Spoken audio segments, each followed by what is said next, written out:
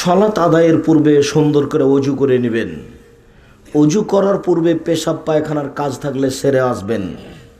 পেশাব পায়খানায় বসার সময়তে বলবেন বিসমিল্লাহ আল্লাহুম্মা ইন্নী আউযু বিকা মিনাল খুবুসি ওয়াল খাবায়েস। আল্লাহর নামে আমি পেশাব পায়খানায় বসছি। আল্লাহ, আমি তোমার নিকটে অপবিত্র জিন এবং জিন্নি থেকে আশ্রয় চাচ্ছি। আপনি যদি বিসমিল্লাহ ছাড়া দোয়া পড়েন, আল্লাহুম্মা ইন্নী আউযু বিকা মিনাল খুবুসি ওয়াল খাবায়েস, এইটুকু পড়েন, তাহলে শয়তান আপনার লজ্জা স্থান দেখতে পাবে কিন্তু ক্ষতি করতে পারবে না। আর যদি বিসমিল্লাহ লাগিয়ে পড়েন তো দেখতেই পাবে না, ক্ষতি তো বহুদূরের কথা। আর টয়লেটে সবসময় জিন থাকে। জিন কোথায় থাকে? টয়লেটে সবসময় জিন শয়তান উপস্থিত থাকে, যার কারণে এই দোয়া পড়তে বলা হয়েছে। যখন আপনি বসছেন তখন এই দোয়া পড়তে হবে। সুন্দর ঝকঝকে করে টয়লেট বানিয়ে রেখেছেন, একবারে ঘরে শহর ঘর চেয়ে বেশি দামি হয়ে আছে, তো ঢোকার সময়তে সেখানে দোয়া পড়তে হবে এটা নয়।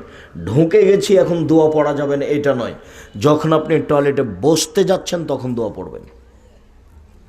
আর যখন টয়লেটের পেশাব পায়খানার কাজ শেষ হয়ে গেল তখন আপনি বলবেন গোফরানাকা, আমি তোমার কাছে ক্ষমা চাচ্ছি, একবার বলবেন। উঠে গিয়ে আপনি বিসমিল্লাহ বলে ওযু করতে পারবেন। ভিতরে আছেন সেজন্য পারবেন না এ কথা নয়। জিকির আজকার দোয়া চলে না পেশাব পায়খানা চলাকালীন। পেশাব পায়খানা চলাকালীন সালাম দেওয়া যাবে তাকে, কিন্তু ও নিজে উত্তর দিতে পাবে না। কেননা এই সময়তে জিকির আজকার তাসবিহ তাহলিল নিষেধ, দোয়া নিষেধ। এখান থেকে উঠে যাওয়ার পরে বলতে হবে। সম্মানিত দিনী ভাই বোন, বের হয়ে আসার পরে আপনি পানি দিয়ে পবিত্রতা অর্জন করুন। পানি না থাকলে ঢেল টিস্যু পেপার ব্যবহার করুন। আগে ঢেল টিস্যু পেপার পরে পানি, এটা নাজায়েজ, এটা হারাম। এই নীতি অবলম্বন করা যাবে না। ঢেল টিস্যু পেপার নিয়ে 40 কদম হাঁটতে হবে, এটা নোংরামি। পায়ের উপরে পা চাপিয়ে খক খক করে কাশতে হবে, এটা বেহায়াই।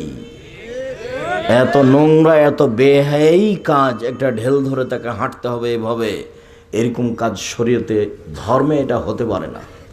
এত দামি ধর্মে এমন কাজ হবে, এটা হতে পারে না। আর আপনাকে এত পবিত্রতা অর্জন করা লাগে, আপনার বউকে লাগে না? যারা এগুলো করছে তাকে তো একটা হিসাব করা দরকার যে আমি যে জান্নাতে চলে যাব তো আমার বউ, আর তার বউ যদি ঢেল ধরে এভাবে হাঁটে তাহলে জাতি কি মনে করবে? ধর্ম পাগল হয়ে গেছে। ধর্ম এদের কাছে এসে কি হয়ে গেছে? পাগল হয়ে গেছে।